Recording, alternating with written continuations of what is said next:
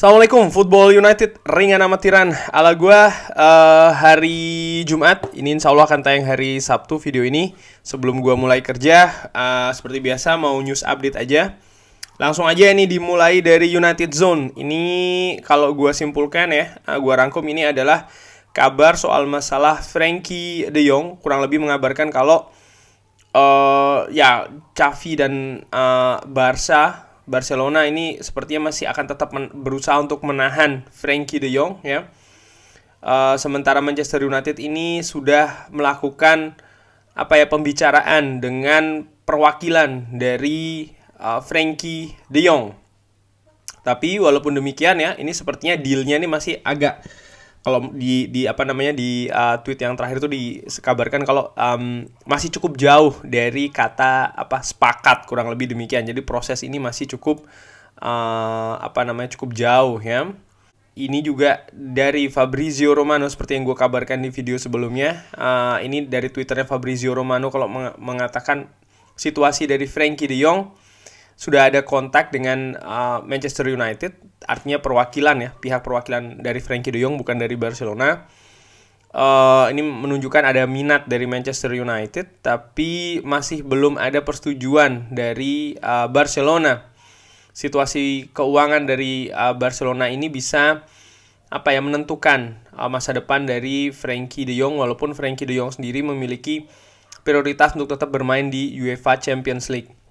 Di kalimat terakhir mengatakan kalau Erik ten Hag akan berusaha ya untuk membuat deal ini terjadi.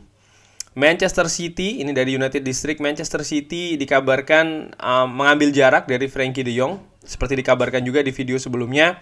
Atau update dari dari Fabrizio Romano, kalau ya karena kedatangan Erling Haaland ini membuat Manchester City agak ngerem ya dalam mengambil pemain-pemain bintang utamanya dengan harga yang cukup tinggi. Dari MUFC MPB masih tentang Frenkie de Jong, dikabarkan oleh Gerard Romero kalau Frenkie de Jong ini diperkirakan akan menjadi signing pertama dari Erik ten Hag. Dikabarkan harganya akan berkisar 60 juta. Wah, ini cukup menarik, kita nantikan saja ya. Kalau benar 60 juta sih ada diskon ya, tapi ya kita nantikan saja. Masih dari MUFC MPB, Newcastle dikabarkan menyiapkan 70 juta untuk Darwin Núñez yang dikait-kaitkan dengan Manchester United. Lalu Manchester United juga dihubung-hubungkan dengan pemain Gonzalo Inacio, pemain Portugal yang bermain di Liga Portugal.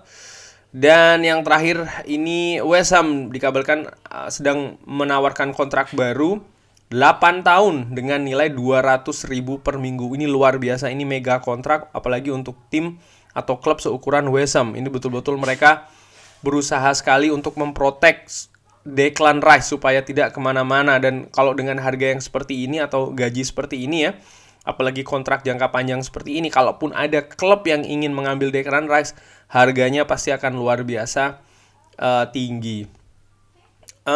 Ini adalah dari United eksklusif, Edwin van der Sar ketika Ajax dipastikan menjadi juara Eredivisie.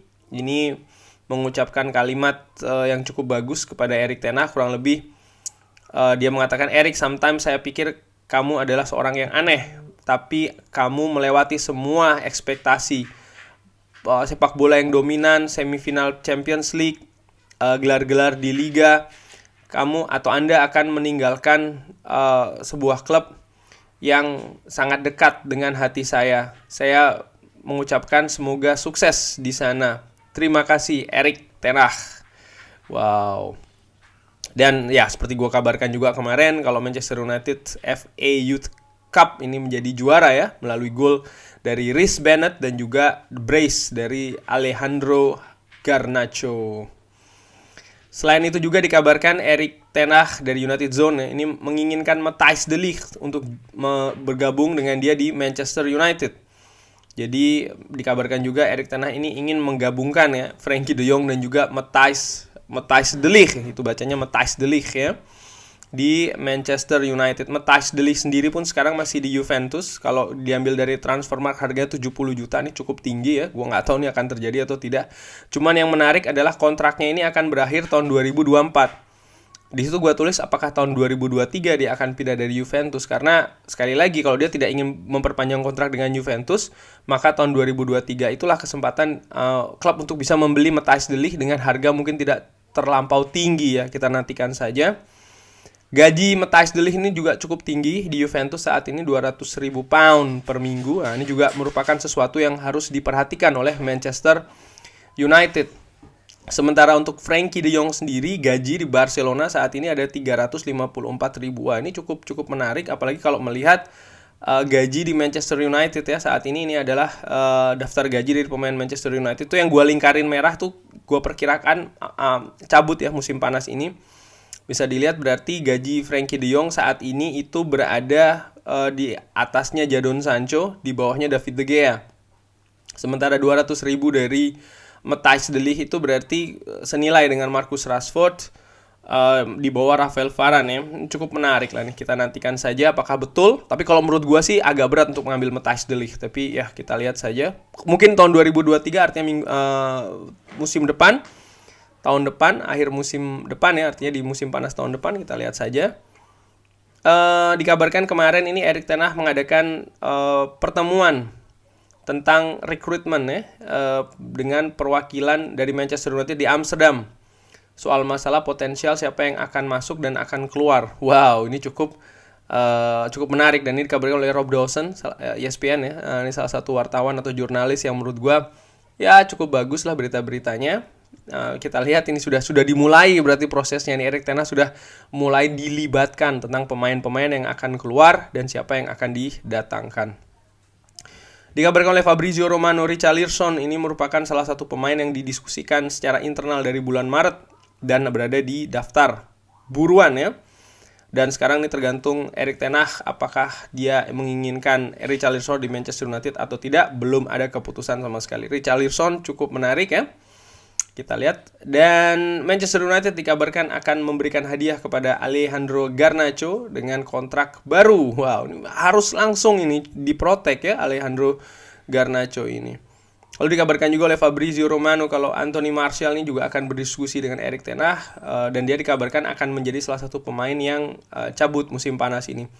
Permasalahan bagi Martial tentu saja ada dua, yaitu adalah transfer ya. Siapa yang, klub mana yang mampu mau menebus harga yang tidak terlalu jatuh pastinya, dan juga mampu membayar gajinya, karena gaji ini menjadi penghalang Anthony Martial ketika berusaha untuk mendapatkan klub baru di bulan Januari kemarin ya, dengan status pinjaman.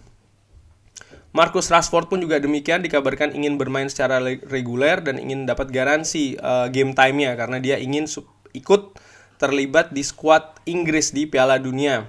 Dan ini adalah sesuatu yang akan didiskusikan juga dengan Erik ten Hag. Ya, ini juga hal-hal menarik bagi Erik ten Hag, selain juga mendatangkan pemain ya kan, menjual pemain, tapi juga berdiskusi soal masalah rencana dia bagi pemain-pemain yang ada. Ini juga sangat menarik menurut gua untuk diikutin.